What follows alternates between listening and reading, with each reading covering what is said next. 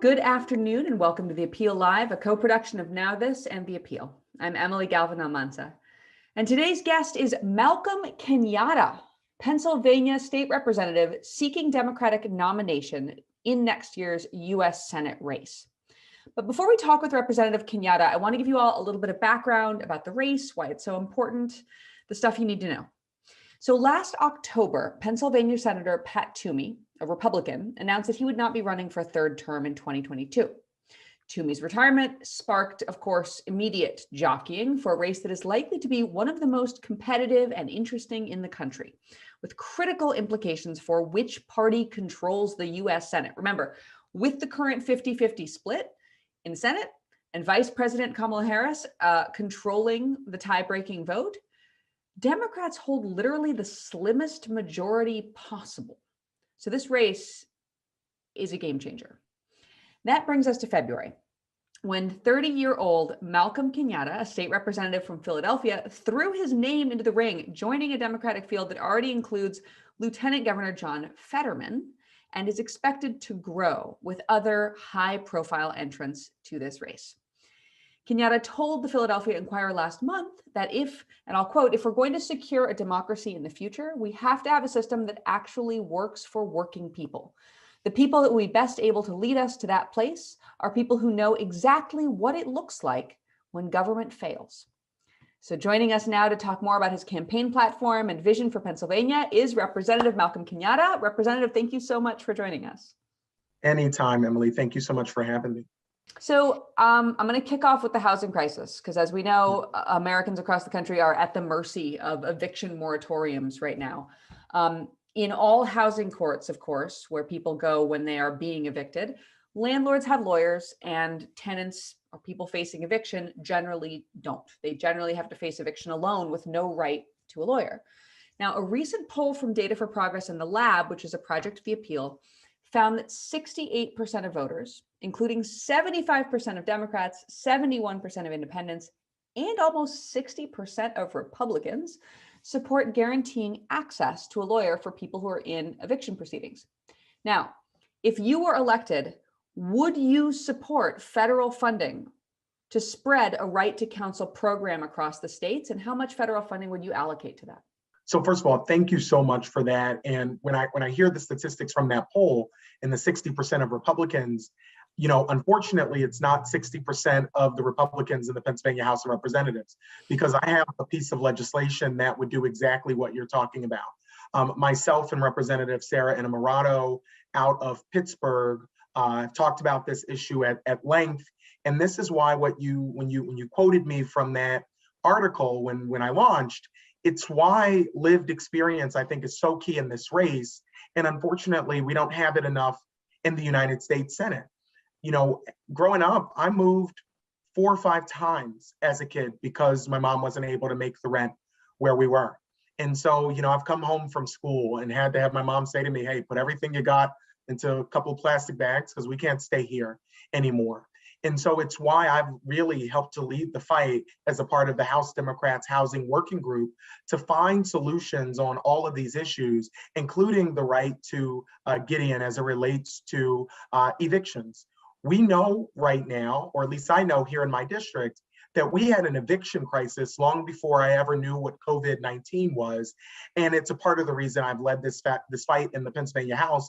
And you can bet your bottom dollar that if I'm in the United States Senate, that this is something I would be advocating for as well, because it comes down to a simple matter of fairness. What you said, the statistics are really jarring. You have 90+% of folks who are landlords who come with attorneys, and those numbers are completely opposite when you look at folks who are facing evictions.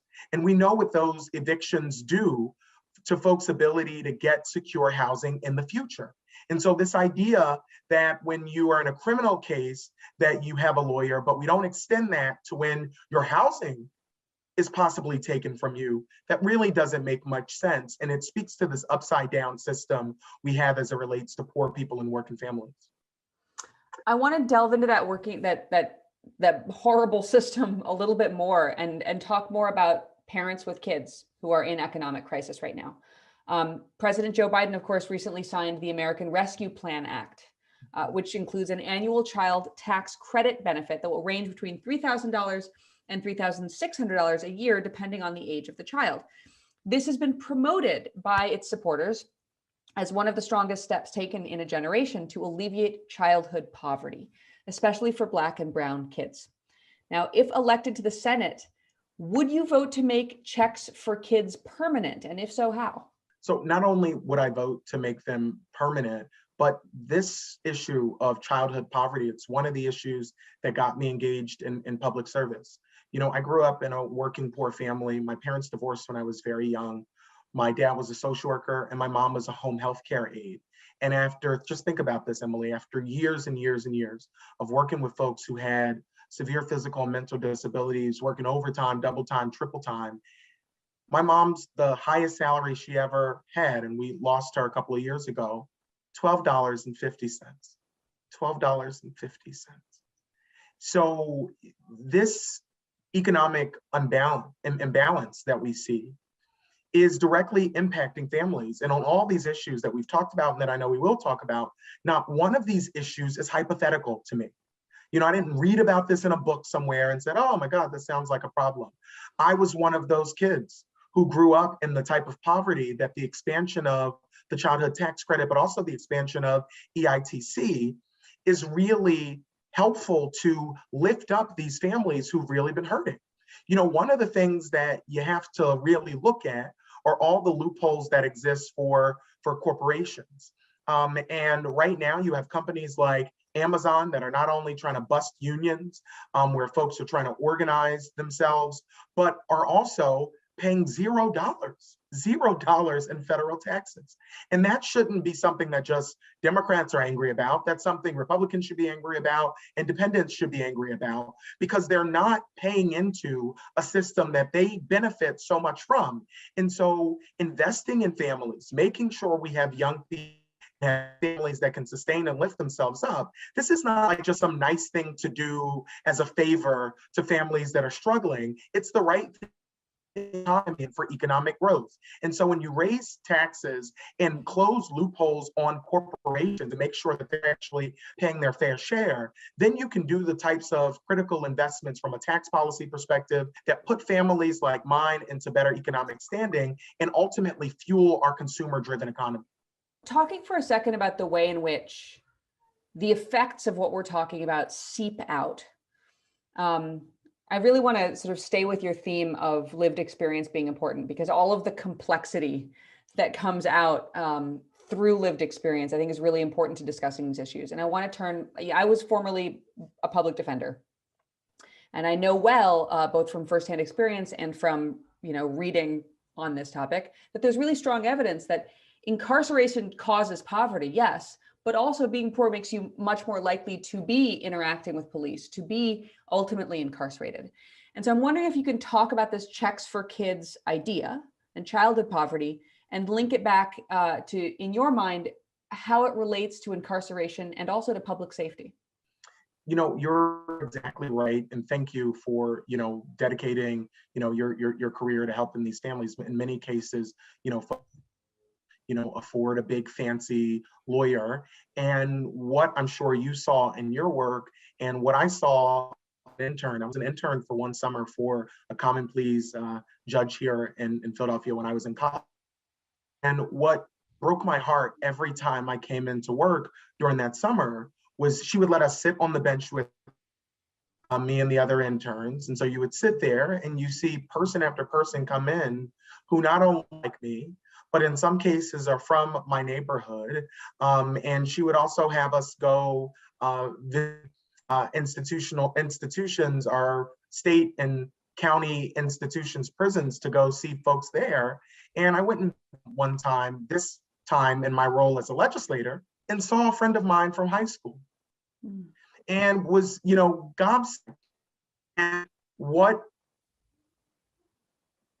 could have happened if on a different direction, down a different block, down a whatever. I say, oh, none of us are innocent. We're lucky.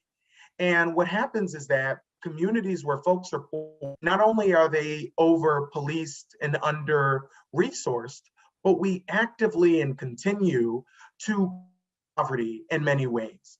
One of the bills I introduced a while back in my first term was as it relates to suspending licenses, because we know that for a lot of infractions, your license can be suspended. Even if it's not a traffic related infringement, they can still take away your license for it.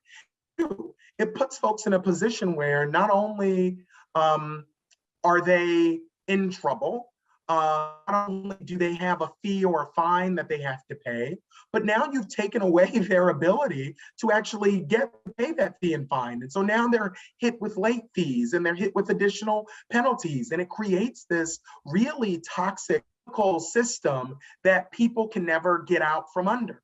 And so when you think about that in the context to the oft discussed school to prison pipeline, you have young people who are going to schools that are under-resourced, who are in a where they can't follow their dreams and passions because they haven't been given all the tools necessary.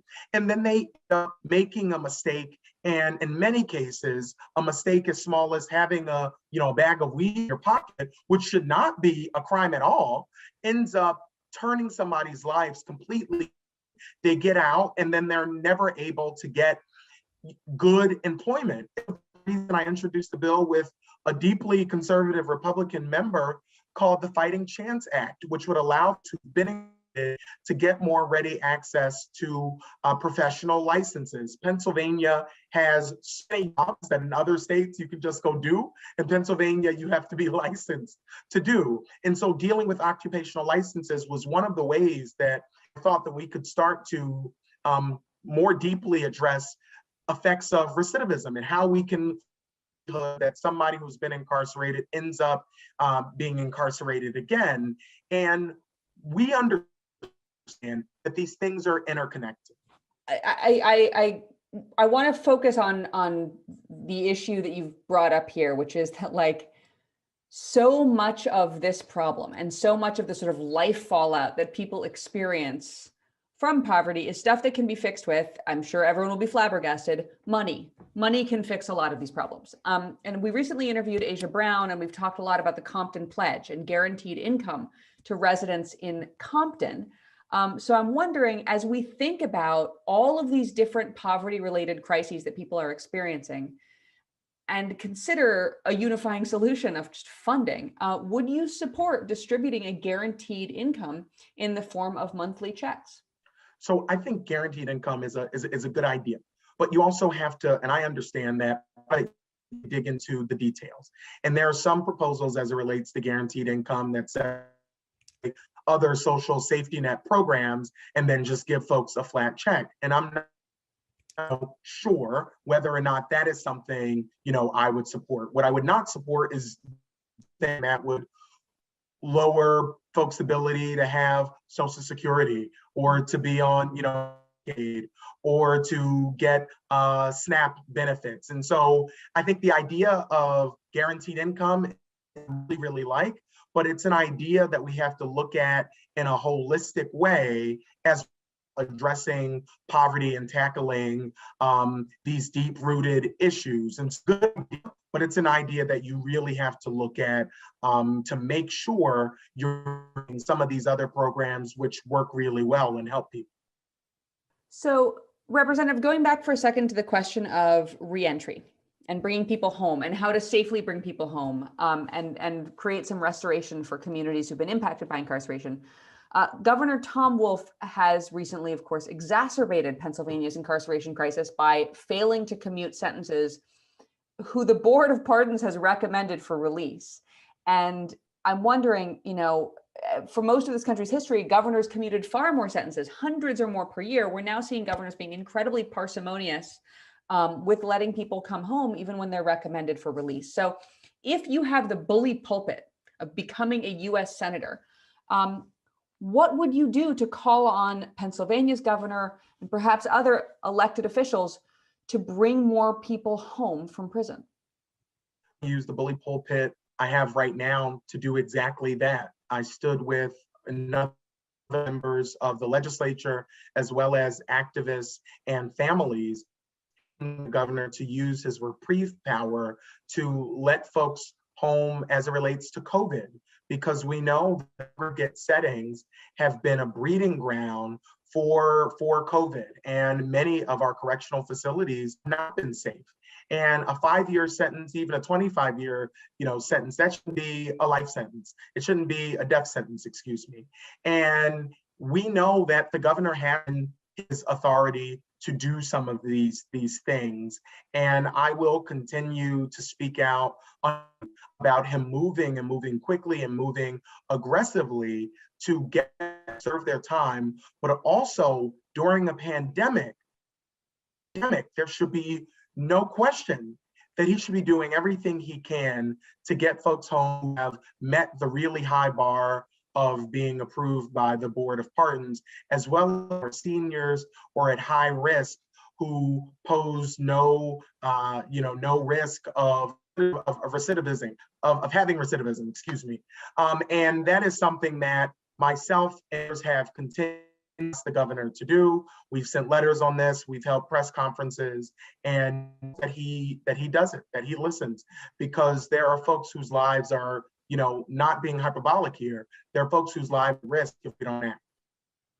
So you just mentioned this idea that a 25-year sentence should not be a death sentence. And I'm going to push back a little bit on whether a 25-year sentence should even be a thing. I'm, of course, going to turn to Senator Cory Booker's bill that would allow anyone who served at least 10 years in federal prison to petition a judge for a second look, because people have obviously changed a lot after a decade. I think of who I was a decade ago, and I wouldn't even hang out with that girl. So I'm wondering, if you were elected, would you support the second look bill and others like it? Of course, that makes a lot of sense. To look at Senator Booker's legislation, I haven't seen it yet, but that makes a lot of sense. Unequivocal on us ending the death penalty in this country, and also without parole, because that is basically the death penalty by other means. And what we need to do is really look at how we deal with of crime. And we've been talking about it this entire time. If you look at community where poverty, there's usually high crime. There is a correlation there. That some people say, well, it's correlated because these people are bad communities and bad people. And so of course they're dangerous and they're whatever. For many, many years as an activist is folks aren't dangerous, they're desperate. And we've done nothing to deal with the desperation in the country. And this level of desperation doesn't have to exist, Emily, but the reason it exists is of the greed, the overwhelming, all-consuming greed, like Jeff Bezos. I mean, I'm not sure what you do when you become, a trillionaire, and I think he's on his way to trillionaire already. I'm not sure what you do at that point as being a trillionaire. What else have they going to have or purchase or experience? While there are people like folks in my family, like I did in my life, who were standing in food lines. I was in Aliquippa out in Western PA after picking up an endorsement, a small little town outside of Pittsburgh. And the organizers of the food bank had said to me, the need has ballooned 59% over the last year. 59%. They did it at a church. Every parking spot was filled. A line of cars on the street trying to get in to get food of all different races, religions, and backgrounds. Yet our current Senator, Pat Toomey, says everything is fine. Everything is fine. I mean, give me a break. Speaking of people saying everything is fine while sitting in a room on fire, let's talk about policing in Philadelphia. So police in Philadelphia solve fewer than 50% of homicides. In the 1980s, which we do not generally think of as like the greatest time for public safety, they were solving 80%, but now it's down to fewer than 50. If any other city worker, like a bus driver, failed to make it to the end of their route 50% of the time, they would get fired.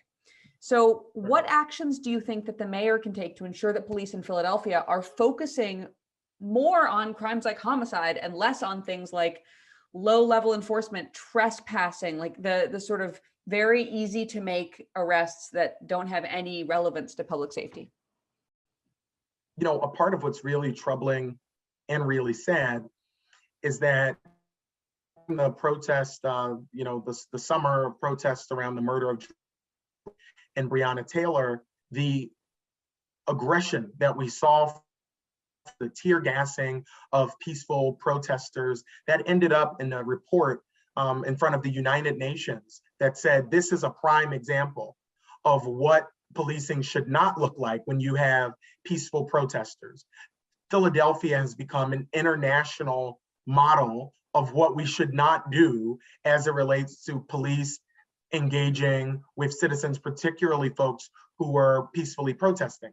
The reason I start there, to your question, is that when you have police who murder folks extrajudicially, when you have police that tear gas citizens, when you have police that rough up and punch in the head and hit with batons folks who are peacefully protesting like they did to a constituent in my district, or there was a mother in my district, another constituent in my district after the protest around the murder of Walter Wallace, and they pulled her 16-year-old son out of the window and beat and brutalized him and brutalized and traumatized that family. That doesn't make it easy for folks in that community to then work with police when there is a crime, to get tips, to get leads, to get people to want to participate in investigations. And that is why police brutality is not just bad because it's racist and it's horrific and it's damaging, but it's also damaging for us getting justice, for victims of crime. Because the police create a situation where there is little to no trust. And when they don't solve crimes, that deepens that lack of trust. And so again, when we talk about cyclical cycles here and how these things really interact in ways that are deeply damaging, this is a perfect example. If a police officer is beating you over your head when you're peacefully asking your government to not have the police murder people, you don't want to talk to a police officer when they knock on your door and ask you if you heard something or saw something. It's a vicious cycle of bad policing leading to inability by the police to do what people actually want from police. But let me ask you a very tactical question about response to this, though, because there's been a lot of conversation about resource allocation, defunding the police, moving resources away from the police towards professionals who perhaps have more of a comparative advantage for that type of work. So, for example, programs that send social workers and mental health counselors to mental health crises and other situations that are not really police appropriate, but where police presence would create a lot of danger for the community. So my question for you is, do you support that locally? And then if you were in the Senate and you had the power to reallocate health and human services money to cities and states that are doing that are shifting responsibilities away from police and toward more appropriate unarmed service providers, would you do that? So my office has been working for months now with folks in the mayor's administration, talking about how to make sure we center mental health care or other crisis-based services. If somebody is unhoused, we don't need to send a police officer to the park to rough them up and get them out of the park. We actually probably need to send somebody from homeless services to help get them housed and get them shelter. I mentioned the brutal murder of Walter Wallace, who was having a mental health crisis, who needed mental health support. Instead, Walter Wallace got multiple bullets. I was up in northeastern Anipa, in northeastern Pennsylvania, where a young man, Christian Hall, had suicidal ideations, was on a bridge thinking about hurting himself. And instead of the police talking him down, instead of somebody who was trained in de-escalation and mental health care coming to Christian Hall got 7 bullets. And so stood with that family and with that mother. And think about this, Emily, after her son was brutally shot down, Christian Hall, brutally shot down, the hospital sent her a bill for thousands of dollars for transporting her son's dead body. How cruel, how cruel. And so I have worked with my colleague, Representative Morgan Cephas, on doing some of what you're discussing, on trying to center mental health care. And I've really been a leader on mental health care in the Pennsylvania House. after a murder, after a death by suicide of a young man in my district, Little Phil, I introduced a bill called Phillips Law to try to completely change the way we provide mental health care in our schools, to understand how many mental health professionals are in our schools, what an adequate ratio should be, and then how to best fund it.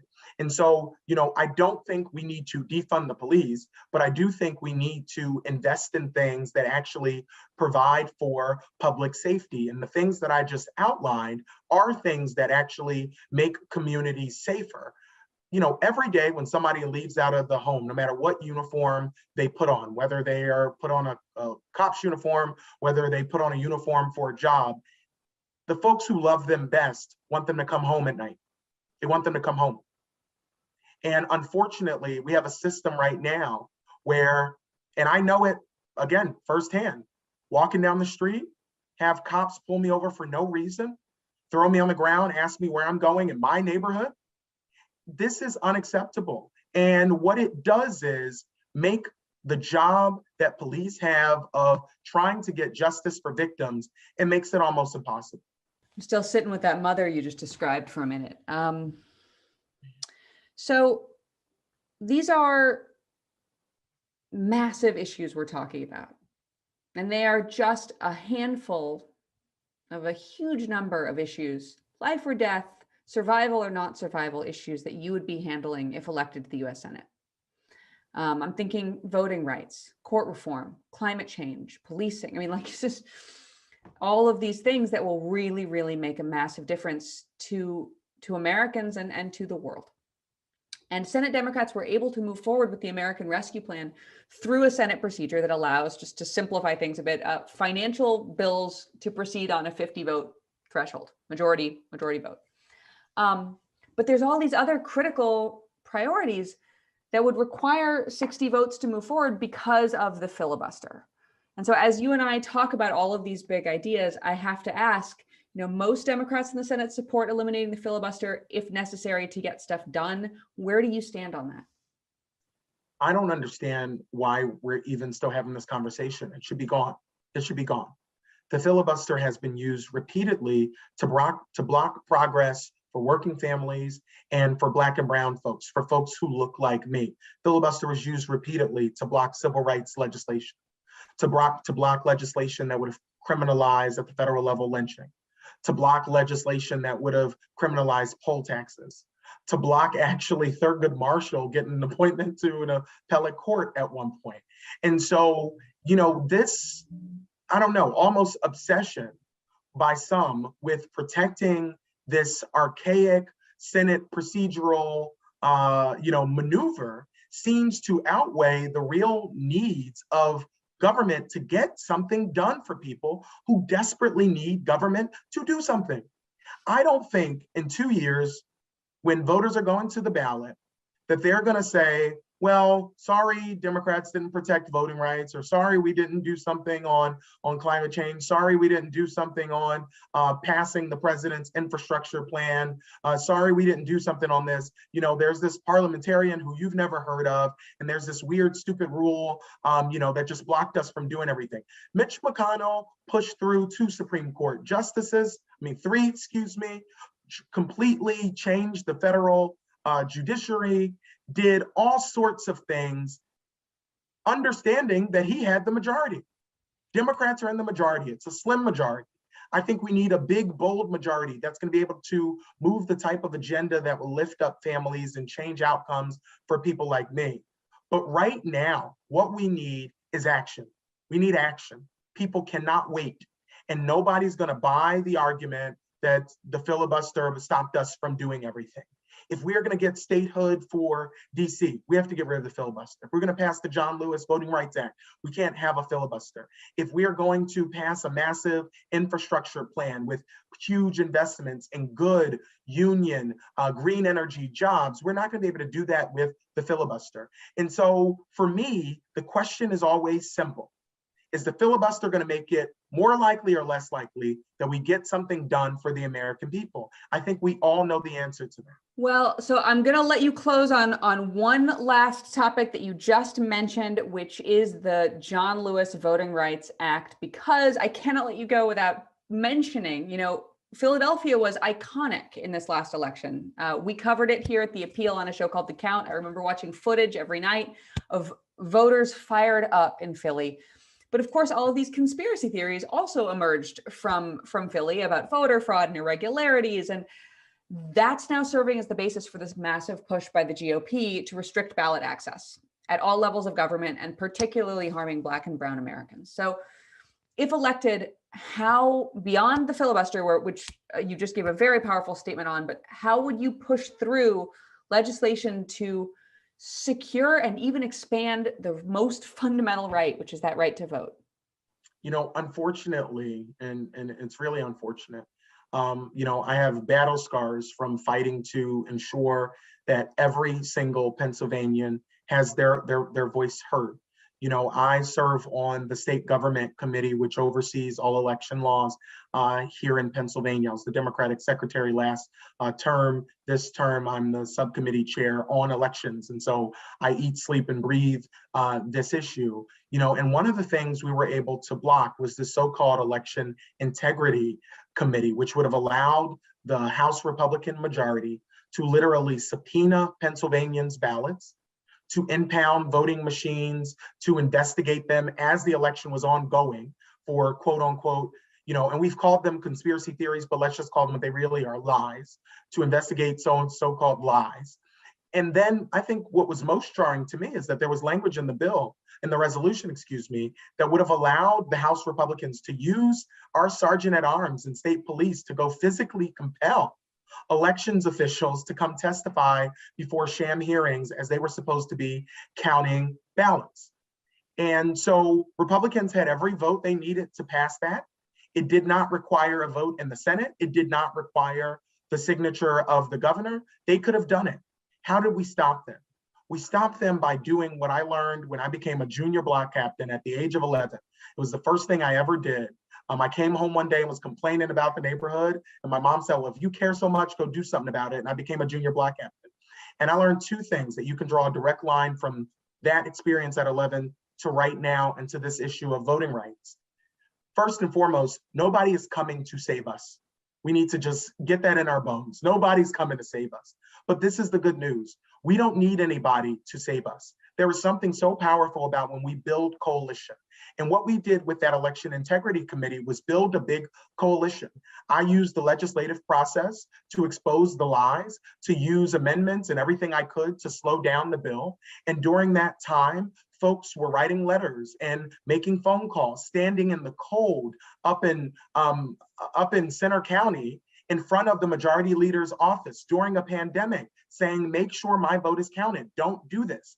That is the way we get anything big done. We have to have good elected officials, but we also have to have folks who understand how to build big coalitions. And that's what I've always done. This election and every election, it's not about a cult of personality. It's about building the biggest coalition. And that's what we're doing in this campaign. That's what we have to do on voting rights. That's what we have to do on climate change. That's what we have to do on canceling student debt. That's what we have to do on getting to Medicare for all. That's what we have to do on so many of these issues. Build the biggest coalition, be clear about what we believe, and center people who haven't been centered before. That's what it's about, and that's how we're going to get it done.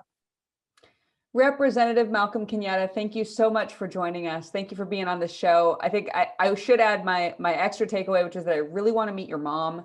I'm so sad to tell you that both of my parents passed before I turned 27. Oh, I'm so sorry. No. It's been some time. I was trying to see if I have a picture close here, but she was the salt of the earth. She was tough as nails.